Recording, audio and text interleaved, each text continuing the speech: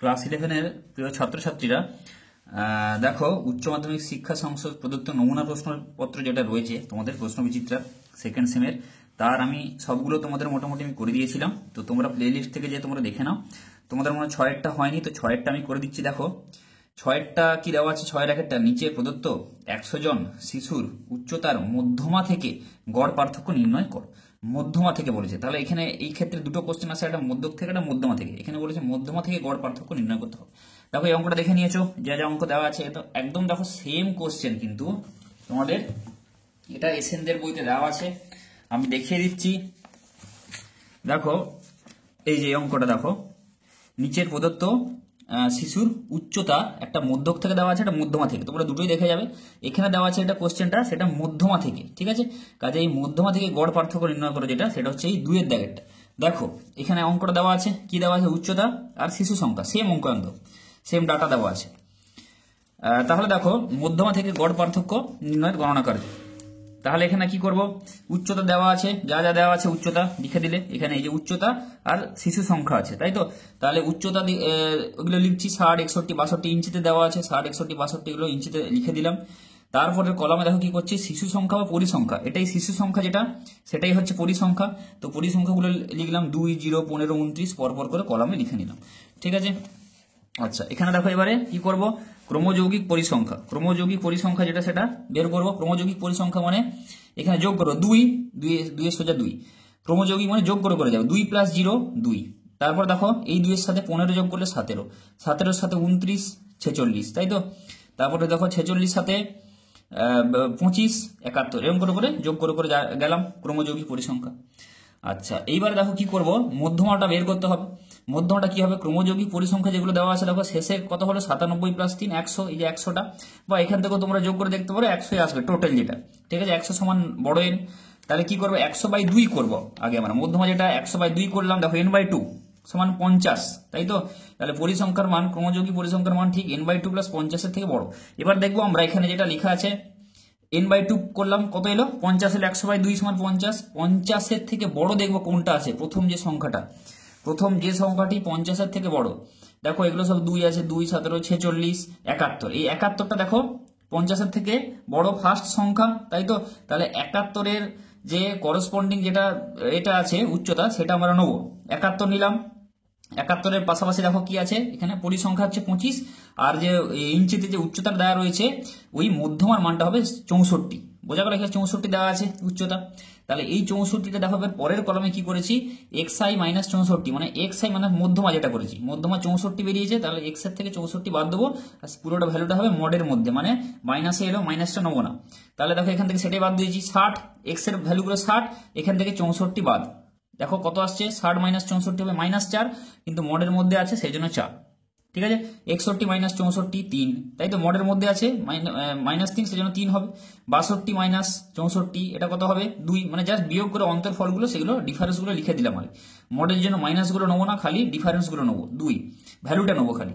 63 - 64 এটা হবে 1, 64 - 64 0, 65 - 64 1, 66 - 64 2, 67 - 64 3, আর 68 থেকে 64 বাদ দিলে 4 হয়ে গেল। এবার দেখো কি করব, f ইন্টু x - 64, এই যে কলামটা আছে, এই কলামের সঙ্গে এই কলাম গুণ করব, মানে দ্বিতীয় কলাম ইন্টু চতুর্থ কলাম, এই দুটো কলাম গুণ করে এখানে লিখবো। 2 × 4 8, 0 × 3 0, 15 × 2 30, 29 × 1 29, এরকম করে এগুলো লিখে গেলাম। এটাকে এবার কি করছি, যোগ করছি, সামেশন দিচ্ছি, যোগ summation of f of x - 64 কত হচ্ছে 123 এলো। কেন এটা করলাম, আমাদের এবার এই যে মধ্যমা থেকে এবার আমরা এটা বের করে ফেলবো, গড় পার্থক্য বের করে ফেলবো। তাহলে সেই ফর্মুলাটা হচ্ছে 1/N into summation of f into x minus মধ্যমা এটা। তাহলে এখানে মানগুলো বসিয়ে দাও।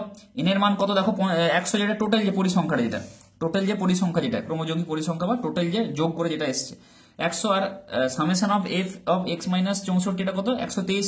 এই টোটাল গুলো যোগ করলাম, যোগ করে যেটা হচ্ছে 123, দেখো সেটাই তাহলে এখানে বসালাম। 1/100, n এর জায়গায় 100 ইন্টু 123, তাই তো।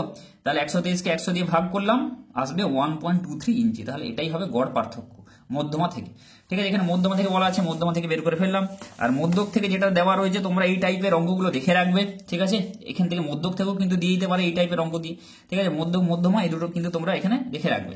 এখানে কিন্তু মধ্যমা যেটা আছে সেটা বলা ছিল, সেটা দেখিয়ে দিলাম। এবার দেখো পরের অঙ্ক যেটা বলেছে, পরের অঙ্কটা দেখে না যাক কি বলা আছে। পরের অঙ্ক বলা আছে প্রথম n সংখ্যক যুগ্ম স্বাভাবিক সংখ্যার সমক পার্থক্য √65 n এর মান নির্ণয় করো। দেখে নিয়েছো অঙ্কটা, ঠিক আছে। আচ্ছা এই অঙ্কটা দেখো, এই অঙ্কটা তোমাদের একদম সেম অঙ্ক, এই যে একদম সেম অঙ্ক। প্রথম n সংখ্যক যুগ্ম স্বাভাবিক সংখ্যার ভেদমান 65, ঠিক আছে, দেওয়া আছে, n এর মান নির্ণয় করো। এখানে যেটা দেওয়া আছে তোমাদের বলে দিচ্ছি, সমক পার্থক্য দেওয়া আছে অঙ্কটা। প্রথম n সংখ্যক যুগ্ম স্বাভাবিক সংখ্যার সমক পার্থক্য দেওয়া আছে √65, n এর মান নির্ণয় করো। সমক পার্থক্য মানে কি, ভেদমান তার রুট যদি আমরা করি সেটাই সমক পার্থক্য। তাহলে ভেদমান কত হচ্ছে এখানে 65, তাই তো, ভেদমানের স্কোয়ার রুট করলে সমক পার্থক্য। তাহলে এখানে যদি আমরা ভেদমানটা বের করতে চাই তাহলে কত হবে, এইটাই রুটের মধ্যে যেটা আছে সেই ভ্যালুটাই ভেদমান। তাহলে এখানে ভেদমান হচ্ছে 65, বোঝা গেল? ব্যাস একদম অঙ্কটা সেম, খালি এখানে তোমাদের কোশ্চেনে ভেদমান দিয়ে দেওয়া রয়েছে। এইখানে কিছু নয়, এখানে সমক পার্থক্য মানে কত, √65। তাহলে এখানে ভেদমান দিয়ে অঙ্কটা রয়েছে, তোমরা খালি ওখানে লিখে নেবে যে অতএব ভেদমান সমান 65, এটা লিখবে, ব্যাস আর কিছু লেখার দরকার নেই। এখানে এক্সট্রা একটা লাইন করবে, অতএব ভেদমান সমান 65। মনে করো x এর দ্বারা প্রথম n সংখ্যক যুগ্ম স্বাভাবিক সংখ্যা সূচিত হয়, এটা লেখা আছে। তাহলে এখানে দেখো ভেদমান, যেটা ভেদমানের ফর্মুলাটা কি, (x² n মাইনাস (x/n এর হোল স্কোয়ার), এটা সমান ভেদমান কত দেওয়া আছে 65। তাহলে এবার এইগুলোই বের করবো, (x² বের করবো আর (x), এই দুটো আমরা বের করবো। এখানে ভ্যালুগুলো এবার বসিয়ে দেবো, ঠিক আছে, যার যেটা জায়গায়। (x) দেখো বের করি, (x) টাকে বের করছি। দেখো কি কি হবে, 2 প্লাস প্রথম n সংখ্যক যুগ্ম স্বাভাবিক সংখ্যা, যুগ্ম সংখ্যা মানে 2, 4, 6, তাই তো, সেটাই যোগফল করেছি, 2, 4, 6 মানে জোড় সংখ্যাগুলো 2, 4, 6 dot dot dot dot dot করে এখানে 2n অব্দি যাবে, তাই তো, n সংখ্যা তার সাথে 2n। আচ্ছা তাহলে 2 × 1 2 × 2 এরকম করে করে 2n, তাই তো, এটা হয়ে গেল। এবার দেখো এইটাকে আমরা কি লিখছি, এখানে এবার এটাকে ভেঙে লিখতে পারি। এখানে যেটা করেছে সেটা বলছি, এই এখানে তোমাদের সেই সমান্তর প্রগতির সূত্র কাজে লাগিয়েছে। প্রথম পদ কি, এ প্রথম পদ হচ্ছে 2, আর সাধারণ অনুপাত কত, এই সাধারণ অনুপাত বলছি, সাধারণ অন্তর হচ্ছে কত, 2 2 2 করে বাড়ছে, দেখো 2, এখানে 6 থেকে 4 বাদ দিলে 2, তাহলে সাধারণ অন্তর 2 প্রথম, এই আর হচ্ছে প্রথম পদ হচ্ছে 2। তাহলে এর যোগফলের সূত্রটা কি, n/2 × 2a + n - 1 × d, ওটাও করতে পারো, বা এইটা করতে পারো, n/2 × প্রথম পদ জানো আর শেষ পদ জানো, তাই তো, এখানে সেটা করেছে, n/2 × 2 + 2n, ঠিক আছে। এখানে এটা যেটা করেছে 2 + 2n প্রথম সংখ্যা প্লাস শেষ সংখ্যা, টোটাল n সংখ্যক পদ আছে, তাই তো, মানে মাঝের গুলো মিসিং আছে 2, এখানে 3 বাদ দিয়ে 4, 5 বাদ দিয়ে 6, এরকম করে করে 2n, মানে টোটাল পদ কত আছে 2n/2, মানে n সংখ্যা। তাহলে n/2 × প্রথম পদ প্লাস শেষ পদ, তাহলে n/2 × প্রথম পদ প্লাস শেষ পদ। তাহলে এখানে এটা কত হবে, এটাকে সিম্পলিফাই করে এখানে 2 যদি কমন নাও, কাটাকুটি করে দাও 2 2, তাহলে n × n+1, ঠিক আছে, এটা বোঝা গেল এইটা। বা অত শত যদি না বুঝতে পারো, আরেকটা প্রসেস বলে দিচ্ছি, (x) খাতায় একটু করে দিচ্ছি, দেখো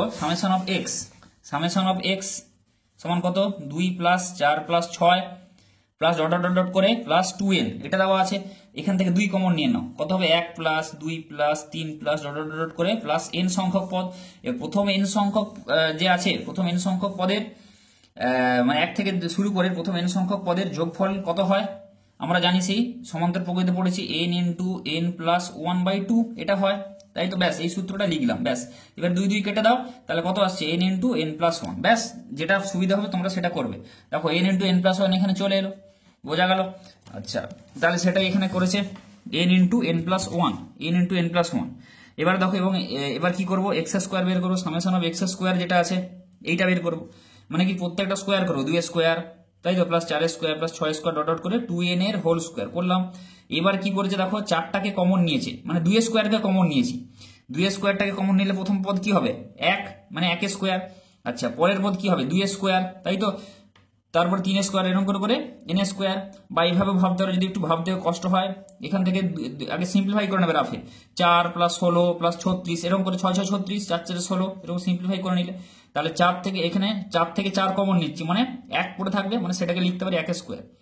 4 4 16 আছে, 4 কমন নেওয়া হয়েছে, তাহলে কত পড়ে থাকবে, 4 পড়ে থাকবে, সেটাকে লিখছি 2 স্কোয়ার। 6 6 36, 4 কমন নিয়েছি, তাহলে কত পড়ে থাকবে, 9 পড়ে থাকবে, 4 9 36, 9 মানে 3 স্কোয়ার, এরকম করে করে ওই স্কোয়ার টার্মে লিখেছি। শেষে হচ্ছে এন স্কোয়ার হবে, তাই তো? এটা হচ্ছে 4n স্কোয়ার, 4 কমন নিয়েছি, পড়ে থাকবে এন স্কোয়ার। তাহলে 4 ইন্টু, এখানে দেখো প্রথম এন সংখ্যক স্বাভাবিক সংখ্যার বর্গের সমষ্টি, তার সূত্রটা কি? N into N plus one into 2n plus 1/6 লিখলাম। এবারে কি করবো দেখো, 2 দুগুণে 4, 2 3 6 কাটাকুটি করলাম, 2 এর 3, N into N plus one into 2n plus 1 হয়ে গেল। এবার দেখো প্রশ্ন অনুযায়ী এক্স এর ভেদমান, তোমরা এইখানে যেটা আছে কোশ্চেন ব্যাংকে লিখবে যে প্রশ্নানুযায়ী এক্স এর সমক পার্থক্য সমান কি? এখানে √65, অতএব ভেদমান সমান 65। ব্যাস, এই একটা লাইন লিখবে। সমক পার্থক্য দিয়ে যেহেতু কোশ্চেনটা দেওয়া রয়েছে, তোমরা লিখবে সমক পার্থক্য সমান √65, ভেদমান সমান কি? √ সমক পার্থক্য, তাই তো? ওই সমক পার্থক্য সমান কি? √ ভেদমান, অতএব ভেদমান সমান 65। বোঝা গেল? এই একটা লাইন এখানে করবে। তাহলে এখানে যেটা দেওয়া আছে তোমাদের সমক পার্থক্য সমান এই টার্মে দেওয়া আছে √ ভেদমান, তাই তো? এই সূত্রটা ভেদমান, তাহলে ভেদমানের মান তাহলে এখানে √65 দেওয়া আছে, অতএব ভেদমান সমান 65। ঠিক আছে, এটা লিখবে। সুতরাং এইটা সূত্রটা লিখলে, ভেদমানের যে সূত্রটা summation of x square by n minus summation of x by n whole square, এটা লিখে দিলে। এবার দেখো এখানে মানগুলো জাস্ট এখানে বসিয়ে দাও। সামেশন অফ এক্স স্কয়ার কত আসছে? সামেশন অফ এক্স স্কয়ার আসছে এই ভ্যালুটা, এটা এখানে বসিয়ে দিলাম। আর বাই এন আছে, সেই জন্য 1/n করলাম, মাইনাস সামেশন অফ এক্স এর ভ্যালু কত আসছে? n ইন্টু এন প্লাস 1 আসছে, তাই তো? তাহলে n ইন্টু এন প্লাস 1 বসালাম আর বাই এন করলাম, ঠিক আছে? তার আবার পুরোটা হোল স্কয়ার আছে, পুরোটা হোল স্কয়ার করলাম, সমান 65। এবারে কি করবো দেখো, এই এন কেটে যাবে, পড়ে থাকবে দেখো 2 এর 3 ইন্টু এখানে কত থাকবে? এই যে এই n plus 1 into 2n plus 1, এইটাকে গুণ করে এখানে লিখলাম, মাইনাস এই n কেটে দাও, তাহলে কত পড়ে থাকবে? n প্লাস 1 এর হোল স্কয়ার লিখলাম, সমান 65। এবারে কি করব, 3 আছে নিচে, 3 দিয়ে প্রত্যেকটাকে গুণ করে দেবো, সমানের এপাশের ওপাশে 3 দিয়ে গুণ করে দিলাম। দেখো এটা 3 দিয়ে গুণ করলে কত? 3 3 কেটে যাবে, 3 থাকবে না, মাইনাস এখানে 3 ইন্টু n প্লাস 1 এর হোল স্কয়ারের সূত্রে ভেঙেছি, মাইনাস 65 ইন্টু 3 করেছি। আর এখানটা 3 দিয়ে গুণ করার পরেও দেখো এটা কি পড়ে থাকবে? বাইরে যে 2টা থাকবে, সেই 2 দিয়ে ভেতরটাকে পুরোটা গুণ করে দিয়েছি, যেমন সরল করবে এরকম। আচ্ছা, এবার দেখো এই ব্র্যাকেটটাকে এবার কি করেছি, পরের লাইনে ব্র্যাকেটের মধ্যে 3n স্কোয়ার যা আছে মাইনাস 6n মাইনাস 3টাকে ভেতরে গুণ করে দেওয়া হয়েছে, মাইনাস 65 3 195। এবার এখান থেকে এটা সরল করবে, দেখবে আসবে n স্কোয়ার মাইনাস 100 মানে 195, বা n স্কোয়ার সমান 195 প্লাস 1 মানে 196। 196কে আমরা লিখতে পারি 14 স্কোয়ার, যেহেতু এখানে স্কোয়ার আছে সেই জন্য স্কোয়ার টার্মে লিখতে হবে। n স্কোয়ার সমান 14 স্কোয়ার, বা n সমান হচ্ছে কত? 14। ঠিক আছে, অতএব নির্ণয় n এর মান বের করতে বলেছিল, অতএব উত্তরটা হবে কত? নির্ণয় n সমান 14, তাহলে এটাই হবে উত্তর। ঠিক আছে, তো অঙ্কটা বোঝা গেল যেভাবে করতে হবে, তো এইভাবে তোমরা অঙ্কটা করে নেবে, দেখে নেবে, দেখে একবার প্র্যাকটিস করে নেবে। এইবার দেখো আরেকটা যে অঙ্ক তোমাদের বলা আছে, আরেকটা অঙ্ক তোমাদের, হ্যাঁ কি বলা আছে, এটা হয়ে গেল 6-1 অথবা 6-2। একটি থলিতে 5টি কালো, 6টি লাল ও 4টি সাদা বল আছে। আচ্ছা, থলি থেকে উদ্দেশ্যহীনভাবে 5টি বল তোলা হলো। কটা বল? 5টা বল। তোলা বলগুলির মধ্যে ঠিক 2টি কালো হওয়ার সম্ভাবনা নির্ণয় করো। ঠিক আছে, তাহলে এখানে যা যা বলা আছে আমি একটু লিখে দিই তোমাদের সুবিধার জন্য। 6-এর দাগের এটা 2-একটা, ঠিক আছে, এটা 6-2, 6-এর দাগের 2-একটা দেখো কি বলেছে, কটা বল আছে থলিতে? 5টি লাল, 5টি লাল, 5টি কালো বল বলা আছে, 5টি কালো, 6টি লাল আর 4টি সাদা বল, এগুলো বলে দেওয়া আছে। ঠিক আছে, 6টি লাল আর 4টি সাদা বল বলে দেওয়া আছে। 5টা বল আমাদেরকে তুলতে হবে, 5টি বল এটা তুলতে হবে, আর এর মধ্যে 5টি বল তুলতে হবে, আর তোলা বলগুলির মধ্যে ঠিক 2টি কালো, ঠিক 2টি কালো, ঠিক 2টি কালো। ঠিক আছে, এই ঠিক 2টি কালো, হ্যাঁ, মধ্যে ঠিক 2টি কালো হওয়ার সম্ভাবনা নির্ণয় করো। 5টার মধ্যে ঠিক 2টো কালো হওয়ার সম্ভাবনা নির্ণয় করো। তাহলে কি হবে? বিএ সমান 5টার মধ্যে ঠিক 2টো কালো। ঠিক আছে, আচ্ছা আমি দিচ্ছি ওপরে, তাহলে 5টার মধ্যে 5C2, 5টার মধ্যে কালো বল তোলা যায়, 2টি কালো বল তোলা যায়। 5টা কালো বল ছিল, তার মধ্যে থেকে আমরা 2টো কালো বল তুলবো। তা 2টো কালো বল তোলা যায় 5টার মধ্যে থেকে 5C2 উপায়। আচ্ছা, এবারে কি করতে হবে? দেখো 2টো তো কালো বল হয়ে গেল, আরো কটা বল তুলতে হবে? 3টে বল, টোটাল 5টা বল কিন্তু তুলতে হবে। তাহলে বাকি যে 3টে বল তুলতে হবে, তাহলে এদের প্রত্যেকটা উপায়ের জন্য বাকি বলগুলো তোলা যাবে কত রকম উপায়। বাকি বল কি কি আছে দেখো, কটা কি কি, 6টা লাল বল আছে আর 4টি সাদা বল আছে। তাহলে 6 + 4 10, তাহলে উপরে দিলাম 10 সি, আর 10টার মধ্যে তাহলে কটা তুলতে হবে, 3টে তুলতে হবে, তবেই 5টা হবে। 2 + 3 5, বোঝা গেল। তাহলে 5টার মধ্যে 2টো কালো, আর বাকি পড়ে থাকছে যে 6 4 10, 10টার মধ্যে আরো 3টে বল তুলতে হবে, সেটা লালও হতে পারে সাদাও হতে পারে। 10টার মধ্যে 3টে হয়ে গেল, মানে 5টার মধ্যে যেন 2টো কালো থাকে। ডিভাইডেড বাই, এখানে কি করব দেখো, টোটাল যেটা এখানে দেওয়া আছে 6 4 10 5 15, টোটাল কত 15, 15 সি, কটা বল তুলতে হবে, 5টা বল। টোটাল যেটা বলছি 15টা বল আছে টোটাল, তার মধ্যে 5টা বল তুলতে হবে। কত রকম উপায় তোলা যাবে, 15 সি 5 রকম উপায়। ব্যাস, এটাকে যদি আমরা সরল করি, এটাকে সরল করে দেখি কত আসছে, সেটাই হবে উত্তর।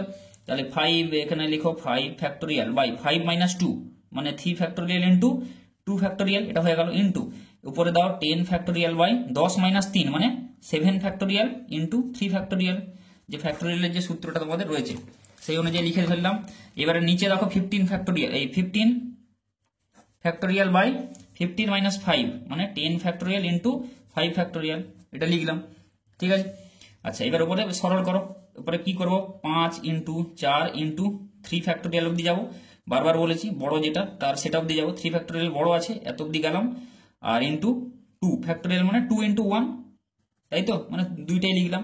আর উপরে 10 × 9 × 8 × নিচে বড় ফ্যাক্টোরিয়াল কি আছে 7, তাহলে 7 এতটা অব্দি যাবো, 7 ফ্যাক্টোরিয়াল বাই নিচে আছে 7 ফ্যাক্টোরিয়াল ইন্টু 3 ফ্যাক্টোরিয়ালকে ভাঙবো 3 × 2 × 1, কেন করলাম, যাতে এটা কেটে যায় আর এখানে 3 ফ্যাক্টোরিয়াল কেটে যায়, ঠিক আছে। বাকিগুলো কাটাকুটি করবো, আর নিচেরটাও সেম ভাবে করে নাও, 15 ছেড়ে লিখছি যাতে কাটাকুটি করতে পারে, 15 × 14 × 13 × 12, 11 × 10 ফ্যাক্টোরিয়াল, 10 ফ্যাক্টোরিয়াল বড় আছে। আর নিচে দাও তাহলে 10 ফ্যাক্টোরিয়াল ইন্টু 5 ফ্যাক্টোরিয়ালটাকে ভেঙে ফেলো, 5 × 4 × 3 × 2 × 1 হয়ে গেল। আচ্ছা, এবার দেখো কি করছি, এটা কাটো, 2 × 2 = 4, তাহলে উপরে চলে আসছে আমার 10 চলে আসছে একটা, ঠিক আছে। এইটা চলে আসছে এই যে 2 × 2 = 4, 5 × 2 = 10 হয়ে যাচ্ছে উপরটা এখানটা। আর এই পাশটা আমি করছি, এই পাশটা করলে কত হচ্ছে, 2 5 × 10, আর এখানে 3 3 × 9, 5 3 × 15, 15 আসছে 120, ঠিক আছে। তাহলে উপরে আসছে এখানে 5 × 2 = 10 ইন্টু এখানে এই পাশটা আসছে 120, তাহলে উপরটা আমি লিখছি 10 × 120 হয়ে গেল। নিচেরটা হিসাব করি, এই 10 ফ্যাক্টোরিয়াল কেটে দাও। আচ্ছা, এখানে 5 3 × 15, ঠিক আছে। আর এই 3 কেটে দাও, কাটাকুটি খুব ভালো করে করবে, একটু ভুল হলে কিন্তু একটা কিছু বাই চান্স হলে একটা সংখ্যা ছেড়ে গেলে ভুল হয়ে যাবে। এখানে কিন্তু সেই করে তোমাকে দেখাতে হবে, 4 3 12, আর এখানে 2 7 14, ঠিক আছে, এটা হয়ে গেল। আচ্ছা, এবার দেখো এখানে এটাকে গুণ করবে তোমরা, 7 × 13, ঠিক আছে, ইন্টু 3 × 11, 11 × 33, ঠিক আছে। আর এখানে 13 7 33, এখানে 7 3 21, 21 সঙ্গে 11 গুণ করবে, তার সাথে 13 গুণ করবে, যেটা আসবে সেটা আমি একদম লিখে দিচ্ছি, আমি করেছিলাম 3003 আসবে এটা, ঠিক আছে। এটা তোমরা এখানে করে নেবে, ওটা গুণটা করে নেবে, 3003 আসবে। এবার এখানে 12 0 0 উপরে আসবে, এখানে কত 1200, আর নিচে আসবে 3003, ঠিক আছে। এইবারে হচ্ছে তাহলে করো, এটা কাটো, 3 4 12 400, আর এখানে 3 1 0 0 3 1, তাহলে 400/1001, তাহলে 400/1001, ঠিক আছে। তাহলে এটাই হবে উত্তর, বোঝা গেল, এটাই উত্তর। তাহলে 5টি থেকে ঠিক দুটো কালো বল তোলা যাবে কত রকম, তোলা বলগুলির মধ্যে ঠিক দুটো কালো হওয়ার সম্ভাবনা কত হবে, তোলা বলগুলির মধ্যে ঠিক দুটো কালো হওয়ার সম্ভাবনা হবে 400/1001, বোঝা গেল অঙ্কটা কিভাবে হলো। তাহলে এটা হচ্ছে ফর্মুলা। তাহলে দেখো তোমাদের এটার হয়ে গেল, এই যে প্রদত্ত পর্ষদ নমুনা প্রশ্নপত্রে যেগুলো যতগুলো আছে সবগুলো কোশ্চেন তোমাদের করিয়ে দিলাম। তো তোমরা ভালো করে দেখে যাও, যতগুলো অঙ্ক হয়েছে যেগুলো রিপিট এসছে সেই কোশ্চেনগুলো ভালো করে দেখে প্র্যাকটিস করে যাও। বিশেষ করে যে ইম্পর্টেন্ট যে ম্যাথগুলো যেগুলো বললাম, যে মধ্যক আর মধ্যমান দুটো থেকে দেখে যাবে। আচ্ছা, আর এই লাল বল সাদা বলের অঙ্ক, বা এই পাশা, লুডোর ছক্কা, বা ওই 3টি মুদ্রা একসাথে টস করা হলো, এই জিনিস, এই অঙ্কগুলো ভালো করে দেখা যায়, এগুলো বেশি এসছে। ওই পরিবারের 3জন শিশু, তো এগুলো একটা না একটা শিওর আসবে তোমাদের। আর ওই তোমরা দ্বিপদ উপপাদ্যের মধ্যে যেগুলো দেখা যাবে ওই টাইপের এগুলো, এই যে এক্স বর্জিত পদ কোনটা হবে, ঠিক আছে, মধ্যপদটি নির্ণয় করে, এখানে 2 নম্বরের বলছি এগুলোই আসবে। এখানে আর কিছু আসার তেমন নেই, তবে স্থানাঙ্ক জ্যামিতি থেকে সেটা সরল রেখা, বৃত্ত, অধিবৃত্ত, উপবৃত্ত যা খুশি আসতে পারে, ঠিক আছে, এগুলোর কোনো নেই। কিন্তু এইগুলোর দেখো এই যে এক্স বর্জিত পদ, এক্স টু দি পাওয়ার 3 এর সহগ, এক্স টু দি পাওয়ার -11 এর সহগ, মধ্যপদ, এগুলো ছাড়া তেমন কিছু আসবে না, এগুলোই আসবে, ঠিক আছে, দ্বিপদ উপপাদ্যের থেকে। আর এখানে প্রবাবিলিটি যেগুলো এগুলো বলে দিলাম। আর স্থানাঙ্ক জ্যামিতি থেকে মোটামুটি উৎকেন্দ্রতাগুলো দেখে যাও উপবৃত্তের, ঠিক আছে। তারপরে এই যে লম্ব দূরত্ব, সরলরেখার উপর লম্ব দূরত্ব কত হবে, এই জিনিসগুলো স্থানাঙ্ক জ্যামিতি থেকে, ঠিক আছে, লম্ব সরলরেখা বা কোনো বিন্দু থেকে সরলরেখার উপর লম্ব দূরত্ব, ঠিক আছে, সেই জিনিসগুলো একটু দেখে যাও। সরলরেখা ছেদিতাংশ আকার, সরলরেখার প্রবণতা বের করার যে পদ্ধতি, সেই জিনিসগুলো অ্যাটলিস্ট সেগুলো তোমরা ভালো করে দেখে প্র্যাকটিস করে যাও। তাহলে ভালো করে দেখে ভালো করে ঠান্ডা মাথায় বিন্দাস একদম পরীক্ষা দাও, কোনো চাপ নেওয়ার কিছু নেই, ঠিক আছে। পড়েছো যখন ভালো করে প্র্যাকটিস করেছো, ভালো করে পরীক্ষা দাও। All the best.